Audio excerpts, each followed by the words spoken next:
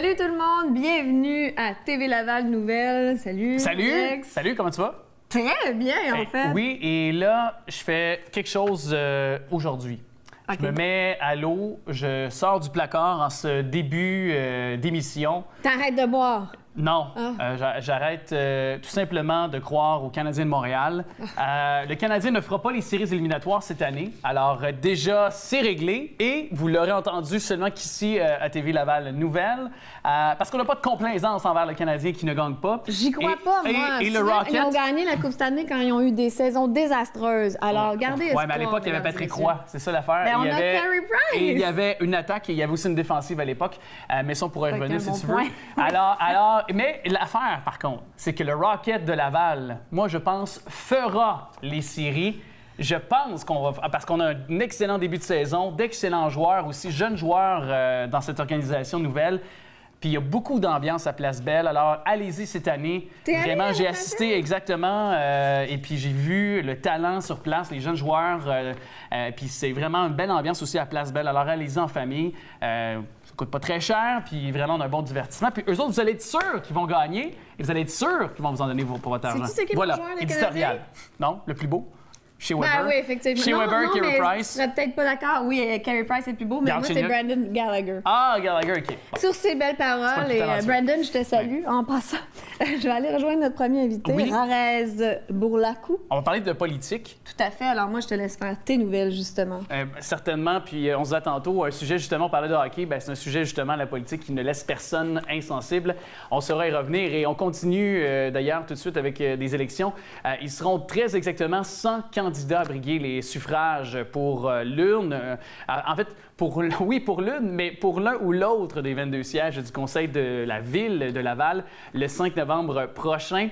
Et puis, en nombre, c'est près de 50 de moins qu'aux dernières élections municipales, où ils étaient 147 Lavallois en lice, dont plus du tiers s'affichaient comme indépendants.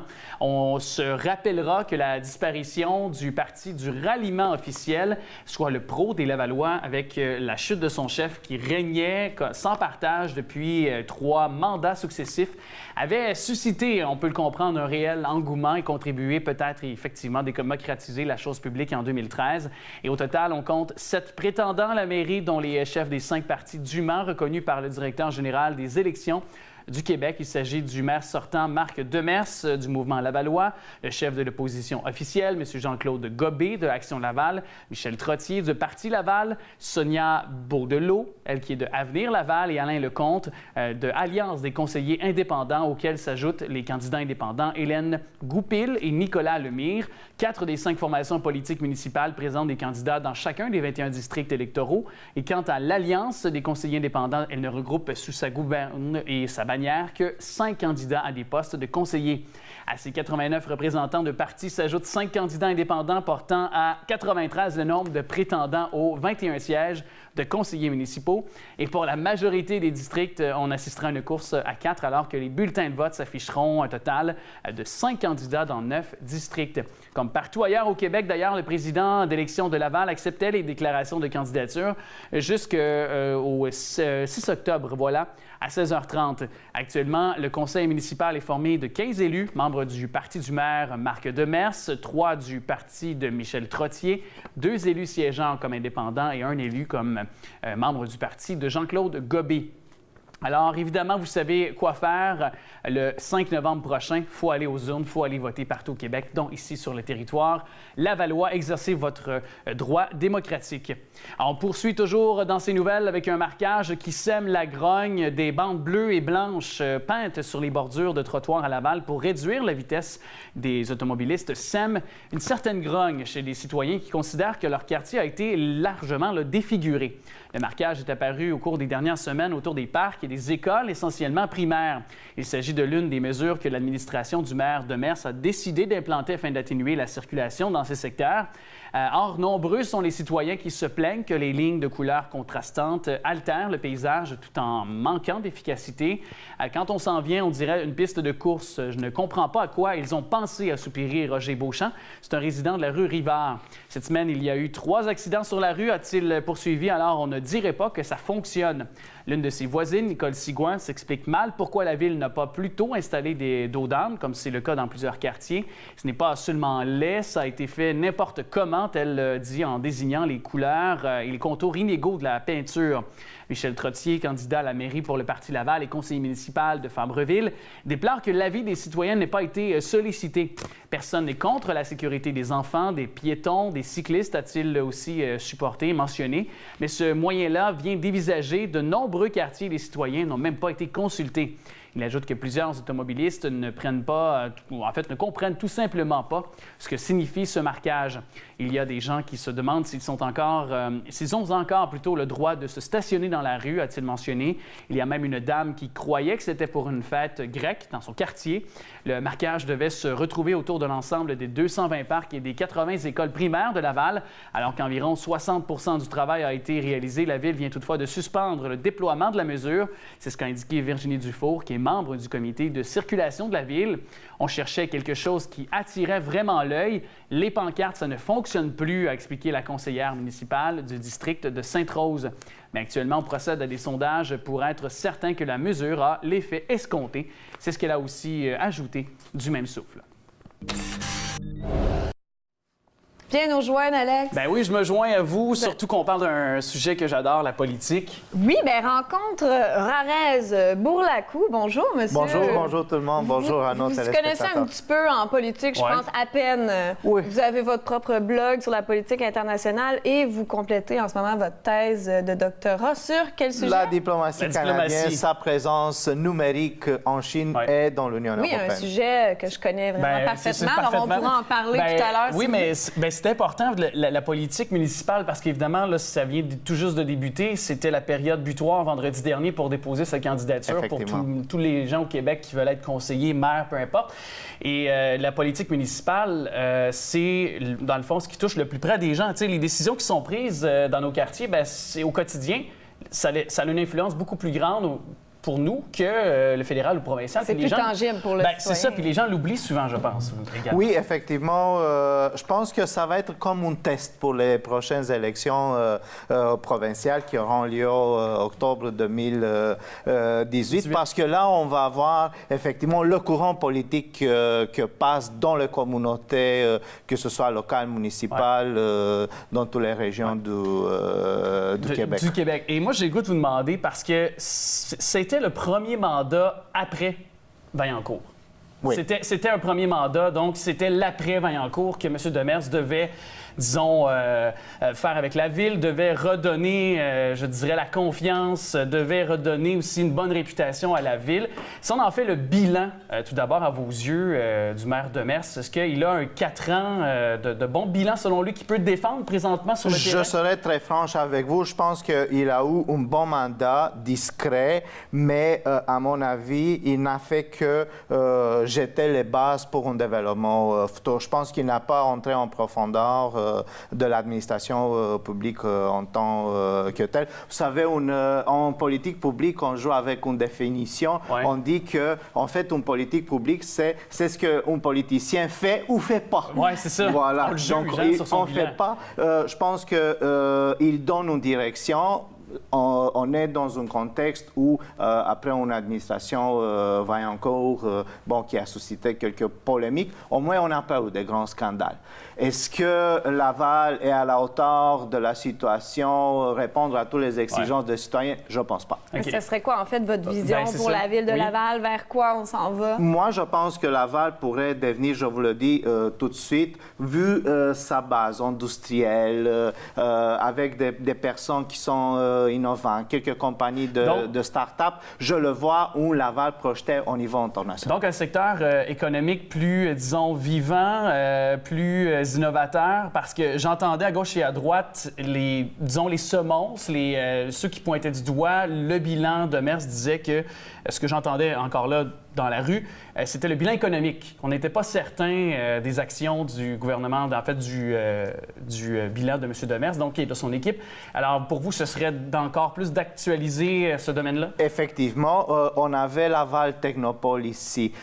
Ça ne marchait pas. En plus, c'est un dommage pour l'économie locale. Pourquoi? On vient de signer, ça a rentré en vigueur, l'accord de libre-échange Canada-L'Union européenne le 27 septembre prochain. C'est provisoire, il faut qu'il soit ratifié par tous les parlements au niveau européen. Mais on a baissé à l'auteur de 98% tous les tarifs douaniers. Alors, on pourrait signer des partenariats avec des partenaires francophones, des autres partenaires. Puis est-ce que ce ne serait pas de revendiquer un peu comme l'ont fait le maire Labombe à Québec et le maire de Montréal, M. Coderre, le fait que la ville de Laval est en croissance, est une des villes sur le plan de la population, il y a plein de projets, on doit continuer à développer. Est-ce que ce ne serait pas d'avoir un statut aussi, un statut spécial de métropole ou du moins un statut comme l'ont eu spécial? C'est très intéressant. Mais vous voyez ça pour dans combien d'années environ que Laval aurait une place, une place vraiment stratégique? Si vous regardez tous les grands spécialistes de politique publique au niveau international, ils te disent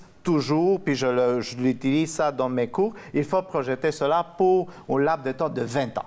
D'ici 20 ans, il faut que tu dis, on part d'ici, notre organisation, notre municipalité, on part d'ici, on arrive là. Voilà, sur 20 ans. C'est sûr qu'on pourrait les fragmenter, on pourrait faire des stratégies, mais il faut qu'au bout de ces 20 ans, voilà, on présente à nos citoyens quelque chose de magnifique. C'est ce que d'ailleurs M. Demers était venu nous présenter sa politique là, sur une vingtaine d'années, c'est-à-dire qu'il anticipe un projet de développement pour l'agriculture urbaine, le développement vert, aussi le manufacturier, mais le métissage aussi culturel entre les différentes communautés qui se sont greffées à la population depuis une dizaine d'années, voire dans les derniers mois. Alors, il y a quand même une vision, quand vous parliez d'une vingtaine d'années, c'est ce qu'il avait proposé dernièrement dans les derniers mois en étant venu nous voir. Donc, est-ce que justement, ça passe par... Je réitère un peu la question parce que je trouve ça pertinent parce qu'on a vu que le maire Coderre et Labombe a insisté pour avoir ce titre-là. Est-ce que ça passe par ce genre de pouvoir-là exceptionnel? En plus, exactement comme on voit aux États-Unis, ça te permet d'aller chercher de l'argent offert par le gouvernement provincial ou fédéral pour développer ce projet. Tant que tu prononces le mot agriculture bio-urbaine, à ce moment-là, tu as accès à un gros palette de toutes sortes de subventions. Ça pourrait être un levier de développement économique pour nos communautés. Laval, une ville où il fait bon vivre pour les jeunes, les aînés, les immigrants, pour tout le monde. Alors, la ville parfaite pour une vingtaine d'années. J'espère qu'aussi, il y aura moins de brassage, si je peux me permettre, parce qu'on avait vu dans l'actualité, M. Gobé s'était vu faire détruire ses pancartes, des vidéos qui avaient circulé abondamment sur les médias sociaux. Fait que je nous souhaite une campagne quand même plus clémente. Oui, plus calme. Disons, en accord avec le caractère quand même amical, très joyeux, très amical de nos concitoyens de Laval. On vous remercie merci beaucoup d'être nous. Au grand plaisir, à la prochaine. Clair, grâce à vous. Nous sommes très heureux d'accueillir de nouveau Corinne Favier et Caroline Boivin pour nous parler des rendez-vous MADA. Bonjour, mesdames. Bonjour. Corinne, directrice générale, table régionale de concertation des aînés de Laval. Effectivement. Et Mme Caroline, Boivin, qui est coordonnatrice justement à la division du développement social de Ville de Laval. Vous étiez venu nous parler pour d'autres sujets. La semaine des aînés, en début de Oui, c'est ça, exactement. Mais là, le 27 octobre prochain se tient donc le rendez-vous MADA, qui est Municipalité Amie des aînés. Il faut préciser que c'est pas nécessairement ouvert au grand public. Par contre, les décisions qui vont s'y prendre ou les orientations qui seront discutées, ça aura quand même un effet sur la population en général. Vont toucher les gens. Tout à fait. En fait, à chaque année, on crée l'organisation d'un rendez-vous annuel dans le but de rendre public le bilan des réalisations du plan d'action. Donc, depuis 2014, la Ville de Laval est accréditée MADA, Municipalité Amie des aînés. C'est une démarche qui est prônée par l'Organisation mondiale de la santé. Donc, c'est vraiment là, dans le but de permettre aux villes d'adapter leurs politiques, leurs services à la population aînée. Ça a été quoi les réalisations depuis quelques années, depuis qu'on... Les bons coups de l'année 2017. C'est ça, exact. C'est assez difficile de choisir parce qu'effectivement, je pense qu'on a des partenaires très actifs, très engagés à Laval au niveau des aînés, parce que effectivement, le profil du vieillissement là, démontre que c'est partout au Québec, c'est partout en augmentant, effectivement.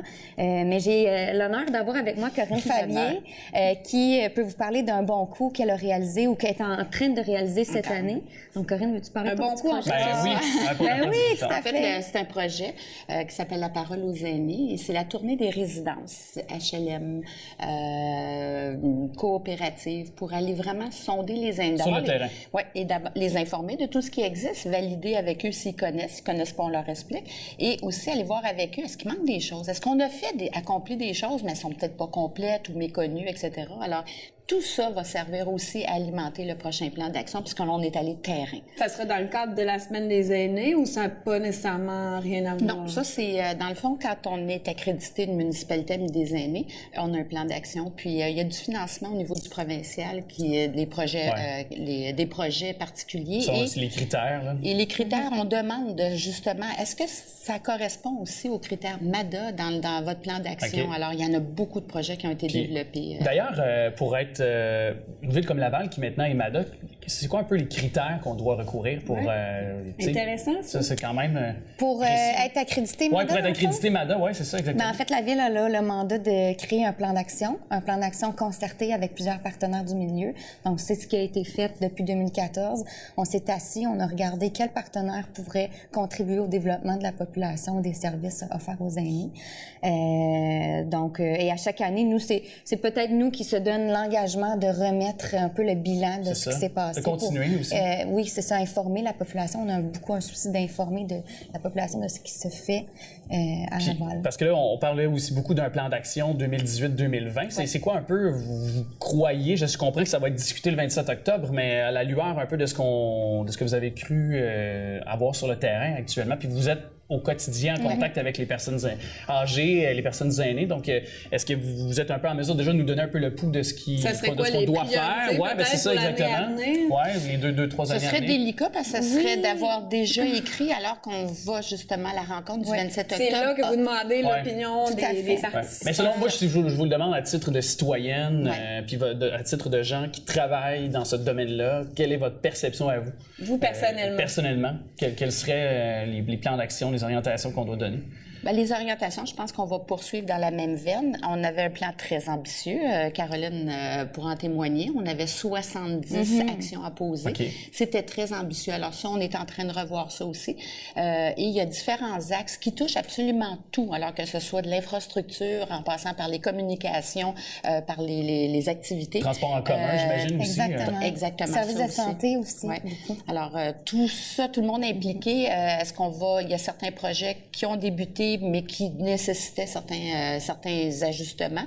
Est-ce que ce seront eux qui seront reportés et finalisés? Des nouveaux, je vais vous dire, on a des idées, mais on va vraiment travailler. On veut le travailler de concert avec les organismes et c'est pour ça que ce sont eux qui sont principalement invités à cet événement-là.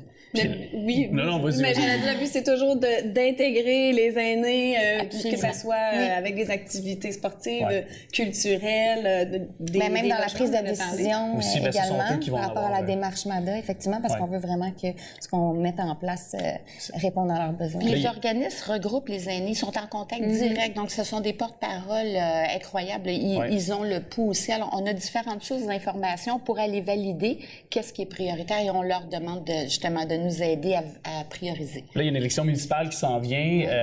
Est-ce que ça vous touche quand même de voir un peu, est-ce qu'il y aura un changement de pouvoir ou autre? Est-ce que ça aura quand même une incidence? Est-ce que ça peut avoir une incidence sur vos services, l'orientation de certains politiques? Parce que c'est un peu politique aussi ce qu'on parle là présentement. Là. En fait, la démarche MADA existe depuis 2014. Malgré les élections, il ne peut pas y avoir de revirement de situation par rapport à ça. Il faut quand même être conscient que la population est vieillissante et la Ville ne peut pas se désengager de l'accréditation qu'elle est allée chercher. Donc, je pense que la démarche va simplement continuer. C'est bon. Mais c'est parce que ça peut être rassurant pour des personnes âgées, personnes aînées qui veulent continuer d'avoir des services et qui, justement, veulent que ça continue à s'améliorer, justement. Et notre travail, c'est vraiment, en tant que table régionale, c'est de s'assurer, justement, que les services soient disponibles à faire. Puis on a vraiment une belle collaboration avec, dans le fond, avec le service, qui n'est pas politique, lui. Alors, moi, je vois pas en quoi ça changerait nos relations de travail. Alex, on le répète, Laval, c'est vraiment une ville où il fait bon vivre. Moi, j'y crois. Exact. Grâce à vous, d'ailleurs, vous y contribuez. Merci d'être là. Merci. Mais ça nous fait plaisir. Merci à vous. 3 blessés dans un accident sur l'autoroute 15. Cet accident impliquant 3 véhicules, dont un camion-citerne qui a forcé la fermeture dimanche matin de l'autoroute 15 Nord à la hauteur de la sortie quartier. Selon la SQ, l'accident qui s'est produit vers 7h45 a fait 3 blessés. Un automobiliste aurait subi de graves blessures, tandis que 2 autres ont subi des blessures qualifiées de mineures. L'accident pourrait avoir été causé par un automobiliste qui roulait sur l'autoroute en direction sud et qui aurait tenté de repartir dans l'autre direction en s'engageant sur l'autoroute en direction nord. C'est l'hypothèse la plus probable pour le moment, c'est ce qu'a précisé le porte-parole Stéphane Tremblay. L'autoroute a été complètement fermée à la circulation à ce moment et les automobilistes devaient en fait contourner la zone de l'accident en passant par la voie de desserte, créant beaucoup de congestion, on peut le comprendre, dans le secteur.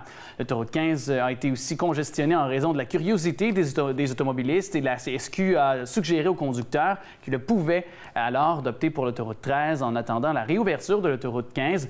Les enquêteurs spécialisés en scène de collision qui ont été envoyés sur place pour tâcher de déterminer les causes exactes de cet accident. On saura y revenir au cours des prochains bulletins. Le service de police de Laval qui a ouvert une enquête pour faire la lumière sur les circonstances entourant un incendie suspect qui a éclaté en début de nuit du 7 octobre à Laval-Ouest. Sans pouvoir confirmer si un individu avait été arrêté en lien avec cette maison en construction incendiée sur la 17e avenue, le lieutenant Stéphane Cloutier affirmait que les autorités policières avaient un suspect dans la mire. Il est toutefois encore trop tôt pour établir un lien avec l'incendie criminel survenu le week-end dernier à la même heure à 2 rues de là. On se rappellera qu'une maison également en chantier avait littéralement flambé dans la nuit du 30 septembre, alors que les flammes s'étaient propagées à 2 maisons voisines pour des dommages totalisant quand même quelques 600 000 $. Et heureusement, l'incendie du 7 octobre a été rapidement circonscrit par les 19 pompiers dépêchés sur les lieux. C'est ce qu'a souligné le chef aux opérations du service de sécurité incendie, Patrick Ferland. Ce dernier évalue les dommages à moins de 2 000 $. Salutations à tous nos auditeurs. C'est toujours un grand plaisir de vous faire connaître des personnages lavallois qui s'impliquent ou qui se sont impliqués. Aujourd'hui, j'ai le plaisir de rencontrer André Brodeur qui, depuis plus de 40 ans, est impliqué à Laval. André, c'est un grand plaisir de te voir avec nous autres. Merci de votre invitation. Alors, tu as déjà été conseiller municipal aussi. À Sainte-Dorothée durant 12 ans. 12 ans? De quelle année en quelle année? De 81 à 93. Donc, c'était une belle époque. Oh, très belle époque, très belle époque. Et tu étais à l'origine de plusieurs projets. Dans ce temps-là, je crois que c'est toi qui étais à l'origine d'un projet comme pour Laval-en-Fleurs, par exemple. Je peux te dire que j'étais le premier à planter des fleurs sur les terre-pleins, peut-être au Québec. Oui. Avec un groupe de bénévoles et grâce aussi à la famille Charbonneau qui m'a procuré un nombre assez élevé de boîtes de fleurs. Alors, grâce à eux, j'ai pu planter des fleurs sur tous les terre-pleins de Sainte-Dorothée. On sait que Laval-en-Fleurs, ensuite, a connu beaucoup de succès. Oui, à travers la province, il y a eu des concours un peu partout dans les différentes villes. Alors, je suis très heureux d'avoir peut-être été le premier. André Brodeur, c'est un homme qui est toujours plein de projets. Oui. Alors, tu as un projet actuellement qui te tient à cœur. Un projet qui génère de l'activité. Un générateur d'activité, quoi. Oui, un générateur d'idées. Je dois avouer que mes dernières créations, c'est 2 coffrets de créativité, un sur le personnel et l'autre avec les gestionnaires. Et c'est un projet extraordinaire dans lequel je dirais que toutes les PME du Québec devraient normalement posséder. Et j'ai très hâte, en fait, d'en faire la promotion. J'ai commencé et je peux voir que les PME sont assez frileuses au niveau de la créativité. C'est pas juste moi qui le dis. 61% des employés le mentionnent lors de statistiques. Alors, dans ton projet, actuellement, les gens vont devenir de meilleurs visionnaires parce qu'on sait que tout va changer bientôt. Ça change et ça va changer encore beaucoup plus rapidement. On a vu à l'émission Tout le monde en parle avec M. Peter Simon qui en a fait mention. On est actuellement dans un genre de révolution de la créativité. Les gens ne la voient pas venir et je pense que ceux vraiment là, qui ne sont pas reliés avec la créativité présentement d'une façon active vont certainement avoir des problèmes dans un futur immédiat. Et puis, les gens, dans ton projet, comment tu vas faire pour rejoindre les gens actuellement? Ben là, la première approche que je tente de faire par courriel, et c'est qu'une certaine difficulté à fonctionner parce que les gens sont trop occupés à lire et à regarder. Je tente présentement d'obtenir, je te dirais, des personnalités québécoises, dont M. Taillefer. J'aimerais m'adresser à M. Bouchard, j'aimerais m'adresser à M. Simon, pour qu'ils soient des gens qui puissent me donner le coup de main nécessaire à faire en sorte que les gens puissent vraiment se procurer mes 2 guides, qui sont uniques et exceptionnels au Québec. Je dois avouer qu'il y a une recherche très grande, je dirais presque 1 an de recherche, et tout ce qu'il y a de créativité de meilleur se retrouve dans ces 2 volumes. Alors, j'ai bien hâte que les gens l'aient en leur possession. Et ce qui est assez extraordinaire, les volumes vont être tout simplement distribués sous une forme de clé, une clé USB, pour une raison bien particulière, c'est que cette clé-là va être accessible à tout le personnel de l'entreprise et non pas à un leader. Allez. Présentement, la créativité est inaccessible presque aux PME. Aller suivre une formation d'une journée, ça coûte presque 1 000 $. Aller suivre un séminaire de 4 à 5 jours, ça coûte 3 000 $ et plus. Comment voulez-vous qu'une PME puisse avoir accès à ce genre de service? Alors, donc, c'est un message à toute la population, aux entrepreneurs, aux hommes d'affaires, de communiquer avec toi pour se procurer ce livre qui va vraiment leur aider dans la créativité pour le futur. Et ce qui est encore fantastique, c'est que j'ai décidé d'en faire des extraits sur mon site Internet de Facebook. Alors, chaque semaine, je vais publier un extrait de mon guide pour que les gens soient sensibilisés justement à la créativité, à l'importance de la créativité au Québec. Maintenant, ce n'est pas ta seule préoccupation. Tu es très actif dans d'autres activités. Il y a une activité actuellement qui te tient à cœur, c'est qui fait la promotion des bâtisseurs de Laval. Oui, présentement, on va organiser une soirée bientôt au club de golf Asmir qui va être à l'honneur et le mérite, en fait, des grands bâtisseurs de Laval. On va tout simplement, je dirais, honorer 6 bâtisseurs, dont la famille Charbonneau de Sainte-Dorothée. La famille Charbonneau.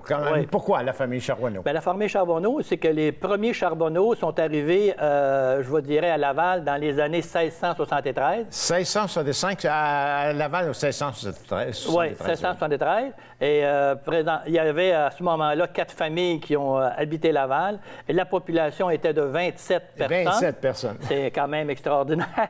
Et aujourd'hui, les Charbonneau sont, je ne dirais pas en majorité, mais ceux qui sont dans le domaine des fleurs se retrouvent à Sainte-Dorothée, que ce soit Gaston, Lucien, Roland, Laurent et Philippe, qui sont encore en fait dans le métier, dans le domaine. Et je pense que, autre point important, ce que j'ai appris, c'est que 80 à 90 000 personnes qui habitent Laval ont une ADN des Charbonneau. Alors, c'est merveilleux. Oui. Tu sais qu'il y a une maison au 8740 boulevard de Mille-Îles où notre ancêtre des Charbonneau, parce que ce sont mes ancêtres, qui est encore là. La maison est encore là. Et puis, on essaie de la préserver. Alors, je ne sais pas comment ça va aller. Alors, j'espère qu'on va faire attention. Alors, c'est une invitation quand même, c'est de consulter ton courriel pour ton projet, ton fameux projet. Merci beaucoup. Et puis, on avise les gens qu'à un moment donné, qu'on fête les bâtisseurs de Laval. On va en fêter 6 à un moment donné et les journaux vous en feront part de très bientôt. Merci encore une fois. André Brodeur, merci beaucoup. Au plaisir. Ça aura lieu le 29 octobre, activité d'Halloween familiale ici sur le territoire lavallois. Et pour nous en parler, on a Mme Sandra Aresteanu, qui est administratrice au sein du SIA de l'Association des commerçants et des gens d'affaires de Sainte-Rose. Et puis, on a ainsi que Roxane Prince, qui est l'animatrice de l'événement. On était presque pas stagés pour dire « Hey, c'est à ton tour! » Animatrice pour la 2e année consécutive, en fait, mais ça fait plusieurs années que l'événement a lieu. Oui. Ça va être la combienième? C'est la 9e édition et c'est la 2e année que Roxane est avec nous pour l'animation. Et puis là, ça a commencé tout petit. Tout petit. Qu'est-ce qui a fait que ça a pris des L'ampleur aussi comme ça? Oui, des grandes proportions. Ben, je pense que c'est vraiment l'événement en tant que tel. Les gens ont adoré d'année en année. Les familles amènent plus de monde, plus d'amis avec eux autres. Donc, on ne draine pas juste Sainte-Rose. On va aller chercher du monde de Laval au complet, du monde de la Rive-Nord. Donc, je pense que c'est vraiment l'organisation qui fait que... Oui. Puis ça, est-ce que c'est pas un partenariat de plein de gens? C'est-à-dire que vous êtes bien sûr là-dedans, mais il y a les gens d'affaires aussi qui s'impliquent, qui donnent de l'argent, s'investissent en décorant les vitrines, les alentours, les façades et autres? En fait, il y a un comité organisateur. Donc, il y a plusieurs gens d'affaires de Sainte-Rose qui travaillent très fort pour créer cet événement-là.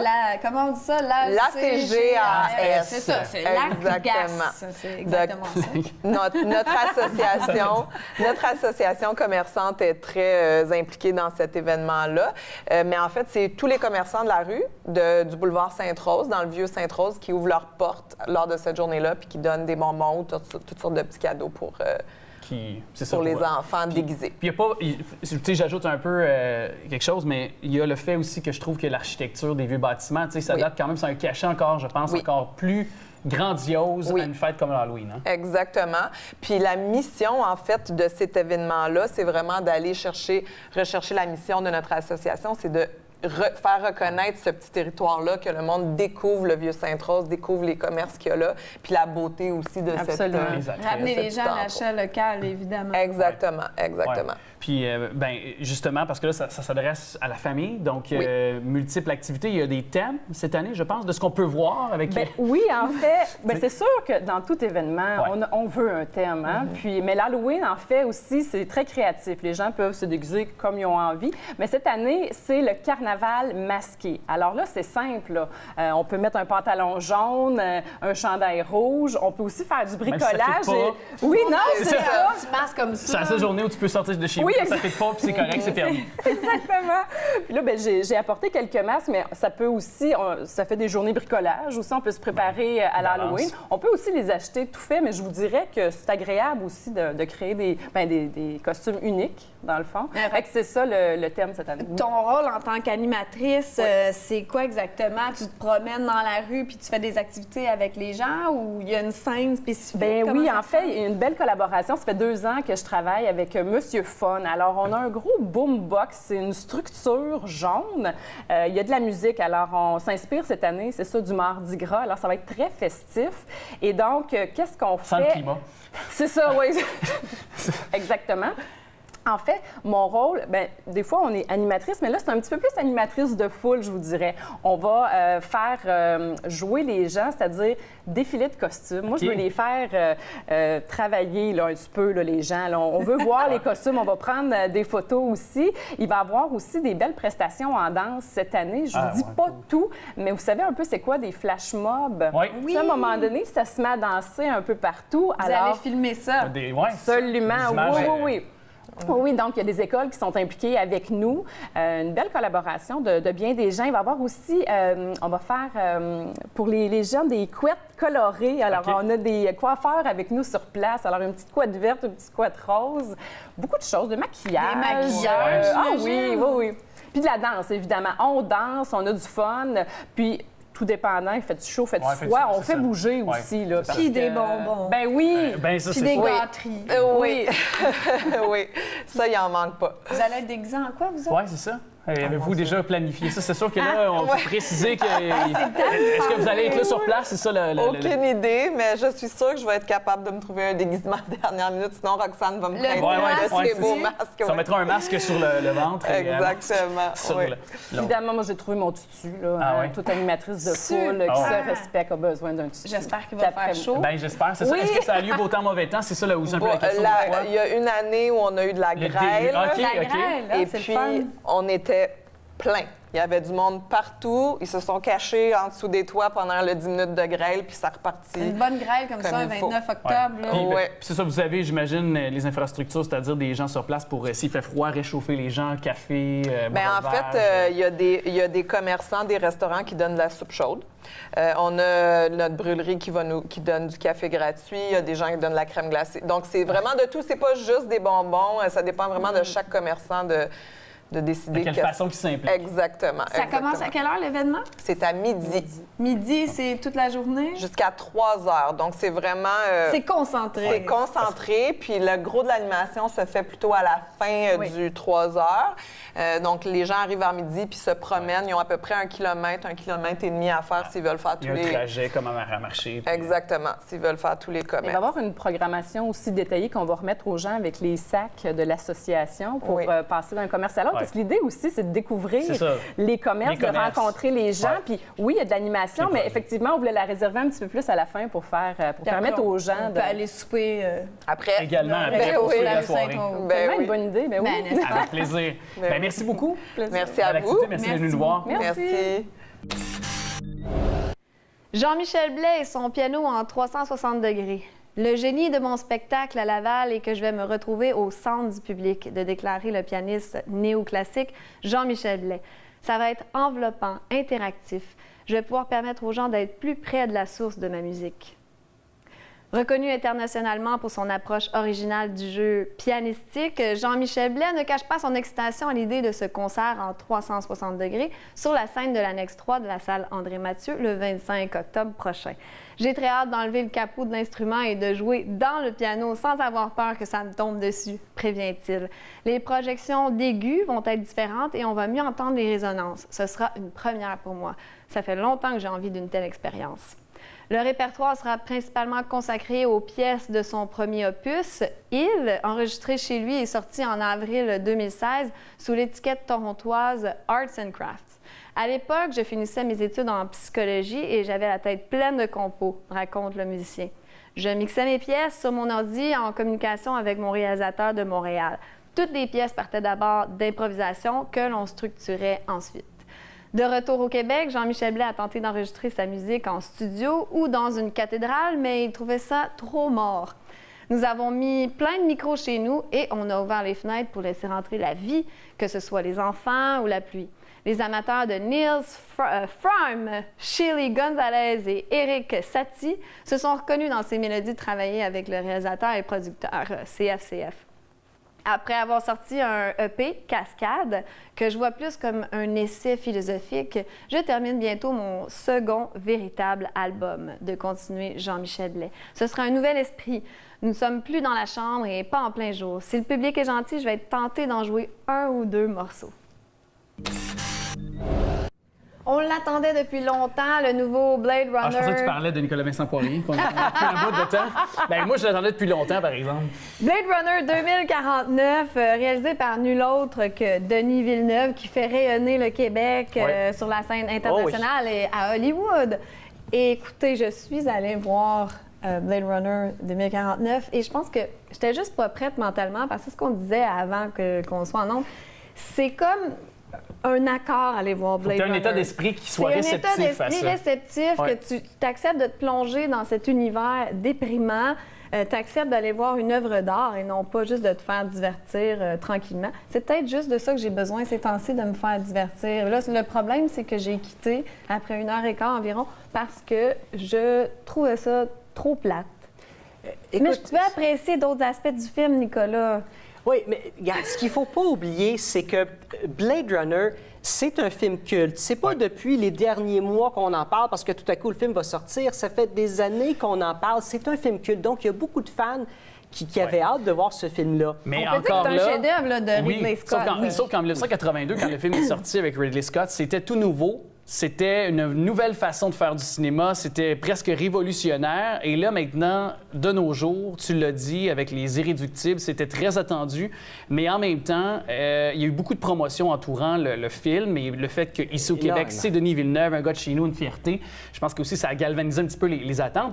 Mais en même temps, est-ce que, puis je m'en vais te poser ma question, même si mon développement est long, est-ce que le fait justement qu'on a fait beaucoup de promotions, que ce soit Denis Villeneuve, et le fait que c'était la grosse sortie aussi cinématographique, ça n'a pas attiré des gens qui n'auraient pas dû aller voir. Qui n'auraient pas dû aller voir parce qu'ils ne sont pas, disons, déjà à la base très réceptifs et qui... OK. Tu comprends là où je veux en venir? Regarde, premièrement, Blade Runner, c'est pas juste un film de science-fiction, c'est un film noir. Ça, c'est un type de film qu'on n'a pas l'habitude de voir. On n'a pas beaucoup de références. Là. Tu sais, Dark City en 98, pour ceux qui s'en rappellent. Et même là, il n'y avait pas tant d'action que ça. Donc, c'est parce qu'on a des souvenirs nostalgiques du premier Blade Runner que tout à coup, on s'imagine que Ryan Gosling et Harrison Ford ensemble, ça va être un gros truc d'action. C'est peut-être la bande-annonce, je ne sais pas, mais surtout au Québec, on connaît tous Denis Villeneuve, on sait qu'est-ce qu'il a fait. J'ai de la misère à comprendre comment est-ce qu'on pourrait s'imaginer que tout à coup, non, il va juste faire une espèce de gros film d'action sans queue ni tête. Parce qu'avec Arrival, on comprend, c'est pas le même genre de film, c'est pas le même type de science-fiction, mais il y avait quand même, il a des bases, Denis Villeneuve, indéniables dans ce genre de film-là. Oui, mais en allant voir Blade Runner, on accepte que ça va être le même univers, que la même ambiance que le premier aussi. Et là, le premier, c'était lent comme rythme, c'était un peu sombre, morbide. C'est un film dystopique. Oui, c'est un film qui pose des questions assez sérieuses. Est-ce qu'une la valeur de la vie humaine, même. Oui, est-ce qu'une machine pourrait avoir une conscience aussi? Donc, c'est pas un film fait pour tout le monde, mais en même temps, le film a eu 150 millions de budget. Donc, c'est normal que ce soit Denis Villeneuve ou un Américain ou peu importe qui d'autre qui aurait réalisé le film, on aurait été bombardé de publicité pareille. Ce que je trouve fantastique, c'est que à 150 millions de budget, c'est un film artistique, c'est une œuvre d'art, comme tu l'as dit. C'est pas un truc commercial juste pour faire de l'argent. Il y a des gens... C'est le fun. Non, et là, c'est là où on en vient avec ceux qui pointaient du doigt la piètre récolte au box-office avec 31 millions de dollars. Ils ont quand même terminé au numéro 1 en Amérique du Nord. Et tout ce que tu viens de dire, ça vient justifier ma perception. Moi aussi, je pense que toi aussi, Amélie, je t'inclus là-dedans parce que c'est un film artistique. C'est pas un film qui reprend une recette pour aller chercher un milliard de dollars comme la franchise Fast and Furious, comme une autre franchise qui se veut à faire imprimer des dollars. C'est ça, sa fonction première est de divertir. Par contre, si Denis Villeneuve le dit, si ce film-là marche bien, il n'est pas fermé du tout à l'idée d'en faire une suite. Donc, ça voudrait dire que peut-être Blade Runner deviendrait une franchise, la première franchise vraiment artistique. Et écoute, le film a coûté 150 millions, le film a rapporté 31 millions en fin de semaine. Oui, sais-tu pourquoi c'est un flop? Parce que les analystes du box-office prédisaient quelque chose comme entre 42, 43 et 50 millions de dollars. C'est vraiment un flop au niveau box-office, mais je pense que c'est pas un flop au niveau artistique. Non, absolument pas. Parce qu'il y a eu 35 ans entre la sortie du premier. C'est une réussite, là, selon toi. Oui, c'est une réussite. Le film a fait 81 millions à travers le monde. Le film va rentrer dans son argent. Ce n'est pas un flop commercial. Ceux qui disent ça, ils prennent en considération les analyses du box-office. Et je suis sûr que ce film-là va gagner aux Oscars. Denis Villeneuve va gagner comme meilleur réalisateur, à moins qu'un film incroyable sorte peut-être enregistré. Tu penses déjà, il fait son discours de remerciement. Je suis persuadé. Je suis sûr à 100%. Probablement pour la direction photo, probablement qu'il y aura des prix aussi sur le plan technique qui seront attribués. Du point de vue acting, là, il y a c'est magnifique. Écoute, tout le monde est bon, mais il y a personne qui... C'est pas la performance de Harrison Ford. C'est un peu linéaire, non, du tout. Moi qui... Je trouvais ça un peu linéaire comme Ryan performance. Gosling joue Ryan Gosling, Harrison Ford joue Harrison Ford. C'est très bien. Mais visuellement, ce film-là va gagner une tonne de prix. La direction photo. C'est sûr. Direction photo. Le meilleur réalisateur, Denis Villeneuve, c'est sûr. Au niveau du montage, je ne pense pas parce que c'est pas... Parce qu'il fallait culotté, là, s'attaquer à Blade Runner de Ridley Scott. On s'entend que ça prenait du courage. Et il ferait peut-être un autre film, Dune. Dune, oui, tout à fait. Le remake de... Oui. Bien, écoute, ça, on va voir, mais je suis pas mal sûr que pas mal tous les projets vont s'offrir à lui maintenant. Il nous reste peu de temps, mais on est pas loin quand même de la science-fiction quand il est question de Star Wars, on va se le dire comme ça. Et est-ce que tu as pris connaissance parce que, bon, ça fait déjà quelques jours au moment d'enregistrer l'émission où la bande-annonce du très attendu... Oui, je l'ai vu hier! Star Wars nouveau qu'on attend, le dernier Jedi, va sortir le 15 décembre prochain. J'ai très hâte, je capote, je me peux plus. Ah, mon Dieu, Seigneur! Je suis pas la bonne personne. Non, Star Wars, Nicolas Star Trek, ni chaud ni froid. Ni chaud ni froid. Non! Moi non plus, Nicolas, on s'entend bien. Moi, je ne serrerai plus votre main. Je pourrais peut-être... Là, tu nous renies. Je vous renie. On a notre ami en arrière ici, David, qui aime Star Wars. T'aimes pas Star Wars, David? Star Wars? Oh yes, David, high five. Une parenthèse pour Blade Runner, quelque chose de vraiment cool. Jared Leto qui joue dans le film, à la base, c'était pas censé être lui. C'était censé être David Bowie, qui est décédé. Oh, mon Dieu! Et ce qui s'est passé, c'est que c'est Jean-Marc Vallée qui a présenté Jared Leto à Denis Villeneuve. Regarde donc ça. Hey, Sabatin, merci. Est-ce qu'on doit terminer, mais est-ce que ça t'a paru long, 3 heures, 2h40, quelque 5, chose? ouais. Ça a bien été? Non, moi, j'ai bien apprécié ça. Je m'attendais à quelque chose comme ça. Je m'aurais pas attendu à ça. Ça aurait été extrêmement long, oui. OK, mais il faut tu s'attendre à ce savais, type de film. OK, Ben oui, parfait. tout à fait. Hey, Merci encore.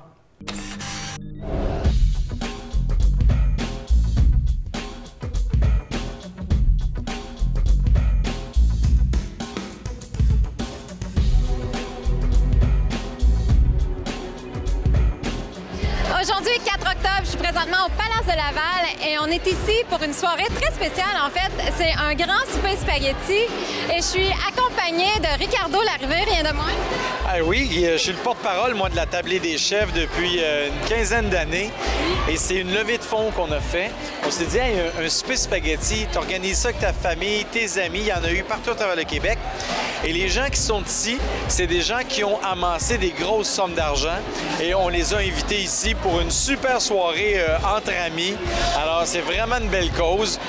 Puis parle-nous donc justement de la Tablée des chefs. Oui. Qu'est-ce que c'est ça exactement? En fait, on a 2 volets. On récupère la nourriture qui autrefois était achetée, par exemple, dans les centres de congrès, dans les hôtels, au Centre Bell. On a donné 600 000 repas l'an passé à des gens qui en ont besoin. L'autre volet, c'est l'éducation pour les jeunes. Alors, on est rendu dans plus d'une centaine d'écoles. 2000 étudiants apprennent à cuisiner à tous les jours. On travaille sur l'estime d'eux-mêmes, l'autonomie alimentaire, la fierté. Et puis ça grandit d'année en année, partout au Québec. C'est ça, et toi, t'en fais une cause personnelle, hein? Ah oui. Mais si moi, je suis chanceux, j'ai 3 enfants, on est en santé, on a toujours eu à manger. C'est pas le cas de tout le monde.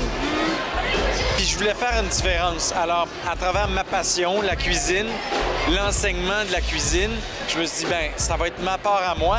Puis c'est la même part pour tout le monde à la Tablée des chefs. Là, cette année, c'est la première édition de ce type de financement-là, qui est les soupers spaghetti. Les spaghetti. Donc, les personnes qui sont ici, ce sont des gens qui se sont formés une équipe, les 80 premières équipes, puis devaient ramasser 3 000 chaque équipe. Tu sais, tu dis, c'est 3 000 c'est beaucoup, mais ça s'est fait, là. Oui. Parce que souvent, tu fais des soupers, parce que là, tu fais pas ça dans une soirée. Tu t'organises des activités comme ça, puis au lieu d'amener une bouteille de vin, des fleurs, un cadeau, laisse faire ça. Donne-moi de l'argent, ce que tu veux. Moi, je vais le mettre dans le pot de la tablée. Puis on a tout un système vraiment facile. En allant sur la tableetdeschefs.com, c'est vraiment, on n'a pas besoin de collecter d'argent. Tout se fait bien. Il y a tout un système qui est là. Puis tu fais une différence vraiment, là. Bien, merci beaucoup, Ricardo. Félicitations pour ton initiative. C'est super. Puis vraiment, vive Laval. Vive Laval. On continue à manger. On continue à manger le spaghetti. Bye. Bonne soirée. Merci.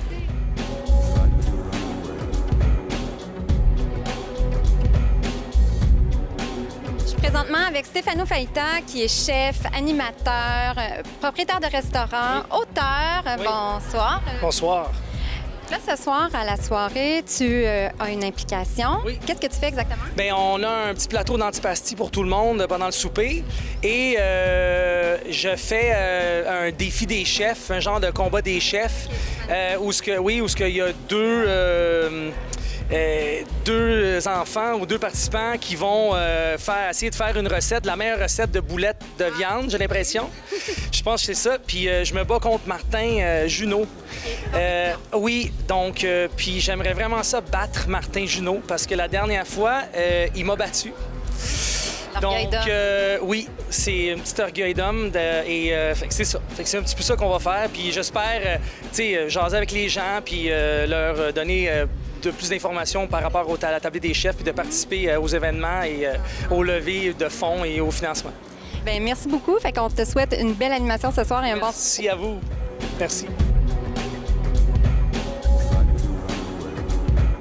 Et maintenant, je suis avec le chef Martin Junot, qui est un chef qui a gagné le prix du meilleur chef canadien, rien de moins. C'est une vieille histoire, ça. Mais quand même, ça te suit encore. Ça te suit encore, ça fait partie de ta réputation.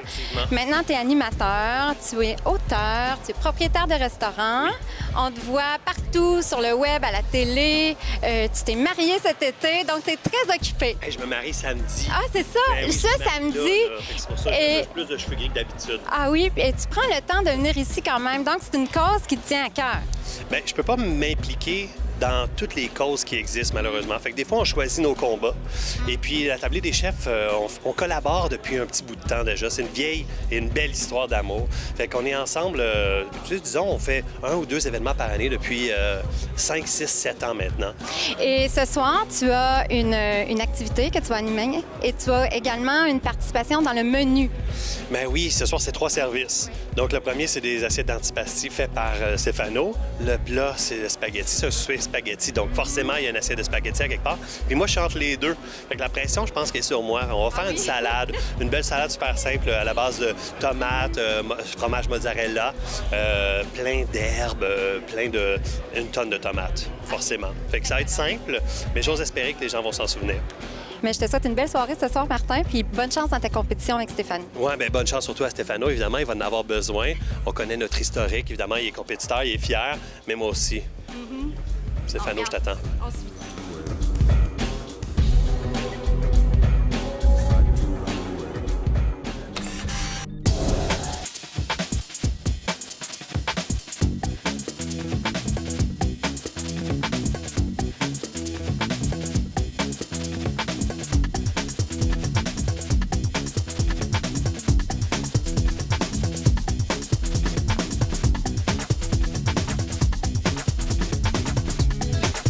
Vendredi le 6 octobre dernier ainsi que samedi le 7 octobre avait lieu le match inaugural du Rocket de Laval à la nouvelle Place Belle, sa nouvelle maison, l'antre du hockey à Laval, devant une salle comble de plus de 10 000 partisans vendredi soir et presque autant le samedi.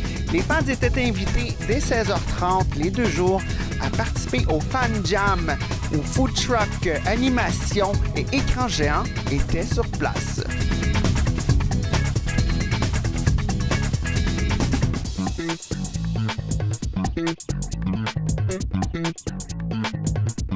Go, Rocket, go!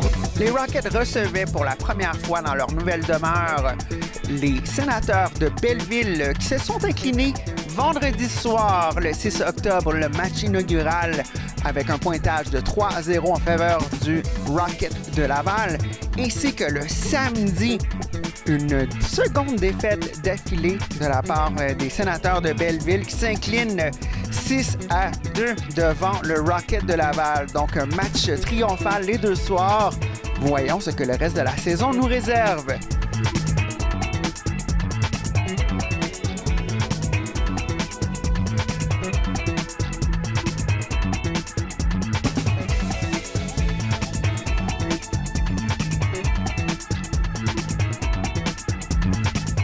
Les premiers partisans à s'être présentés à la Place Belle ont reçu une écharpe commémorative de ce match inaugural du Rocket de Laval. Merveilleux souvenir qui a fait plusieurs heureux. Prochain match à domicile aura lieu le 25 octobre contre les Americans de Rochester. L'enthousiasme des fans est palpable. L'édifice est plein à craquer. Une nouvelle page d'histoire se tourne. Les espoirs sont là. Go, Rocket, go! C'était Stéphanie Léveillé-Denis pour TV Laval Nouvelle.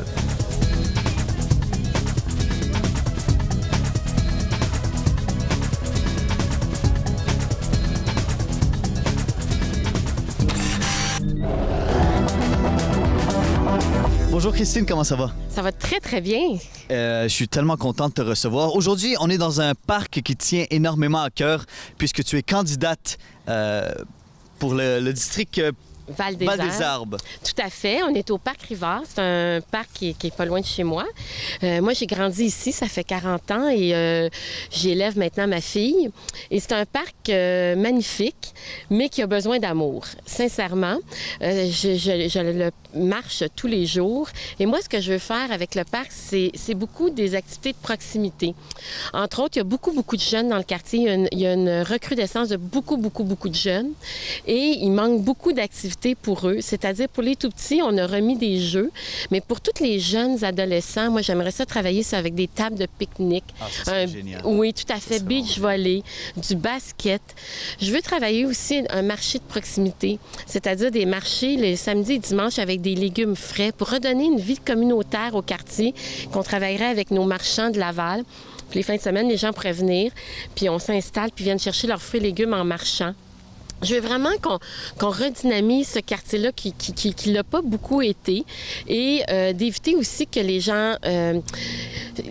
en fait, travailler avec les gens se côtoient autour du quartier. L'autre chose que je veux travailler, c'est un parc à chiens. Étonnamment, dans tout mon district qui est Val-des-Arbres, et j'allais beaucoup marcher cet été, j'ai beaucoup rencontré des gens. Une maison sur 2, les gens ont un chien et il n'y a aucun parc à chiens qui a été prévu dans ce district-là.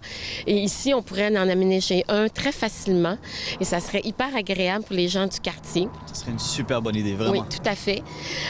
L'autre chose aussi que je veux travailler, qui est un peu plus large que le parc où vous êtes aujourd'hui, c'est un engagement qu'on a pris, l'équipe de Michel Trottier, c'est la passe d'autobus pour les jeunes post-secondaires jusqu'à l'université, jusqu'à 25 ans, qui puissent prendre l'autobus gratuitement pour leurs études. Et je veux travailler aussi la fluidité du transport en commun, les autobus. Après 7 heures, l'autobus passe à toutes les heures. C'est un enjeu. Quand un jeune veut travailler les fins de semaine, puis mettons, veut partir de mon district, aller au Carrefour Laval, mais l'autobus est à toutes les heures, qu'on travaille, qu'on dynamise notre transport en commun sur l'île. Ça, c'est un enjeu fondamental pour moi. L'autre chose aussi sur laquelle je veux travailler, c'est la conservation du boisé Papineau, qui est une richesse ici dans notre quartier. On a un magnifique boisé. Donc, je veux vraiment qu'on s'assure que ce boisé-là, il est bien conservé. Il y a eu des choses qui sont faites, mais je veux qu'on aille plus loin encore avec ce boisé-là. Génial. Ben écoute, c'est des projets à développer, puis c'est juste marcher aujourd'hui, en plus, en cette belle journée, oui, qui te permet d'avoir plein d'idées. Oui, puis c'est drôle, parce que j'ai pris beaucoup le pouls des gens cet été. Puis moi, j'y habite, hein, ça fait 40 ans. Ma fille a 10 ans, donc on le marche. Puis moi, c'est des activités de proximité pour les citoyens. C'est ça qui est important. Que ce soit un lieu de rassemblement pour que tout le monde puisse venir se rejoindre les dimanches après-midi. Exactement. Puis tu sais, l'élection municipale, souvent on oublie, mais c'est le palier où on est le plus près des gens, où ça nous touche le plus. Donc, c'est super important de savoir ce que les gens veulent, mais qu'on travaille ensemble. Un autre enjeu, c'est qu'on va travailler sur des conseils de quartier où il va pouvoir avoir des jeunes, la mixité, des aînés qui vont pouvoir siéger puis qu'on va pouvoir prendre le pouls des gens avant d'imposer des mesures. Ici, c'est un bel exemple. On nous a imposé des mesures, des lignes bleues et blanches à la dernière minute sans avoir consulté la population. On vient de défigurer la trame urbaine de ce quartier-là quand on aurait pu faire d'autres choses pour atténuer la circulation, des dos d'âne, bien marquer la circulation. C'est pas ça qui va changer vraiment la circulation du quartier, là. Donc, on aurait pu travailler ensemble puis mettre d'autres mesures qui auraient fait en sorte, au lieu d'imposer ça, que les gens se sont réveillés un matin avec des lignes devant chez eux. Écoute, merci énormément pour votre temps. Christine Mitton, candidate dans le district de Val-des-Arbres. Ça a été un plaisir. Écoute, on va revenir plus souvent dans ce parc et profiter de discuter davantage sur vos projets. Merci énormément. On vous invite le 5 novembre prochain à aller voter en grand nombre. C'était Anthony Daguerre en direct de Val-des-Arbres.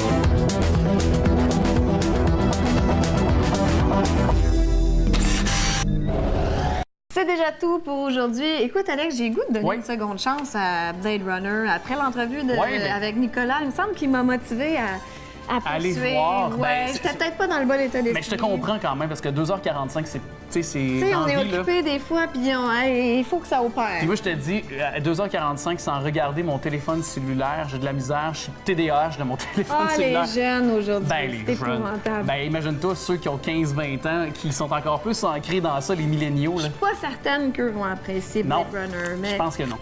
ça reste à voir. Écoutez, merci beaucoup. On se retrouve la semaine prochaine. Avec tout le monde. plaisir. Tu es toujours d'agréable compagnie, puis véritablement de belle synergie qui se développe encore une fois. Hey, toujours le fun. bingo!